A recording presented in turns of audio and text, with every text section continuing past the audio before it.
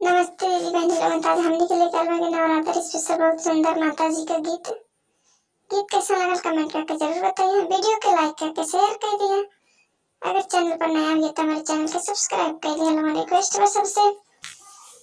चढ़ते नवरात्र घरे आए माई जनी रहिया भूलैया हो। चढ़ते नवरात्र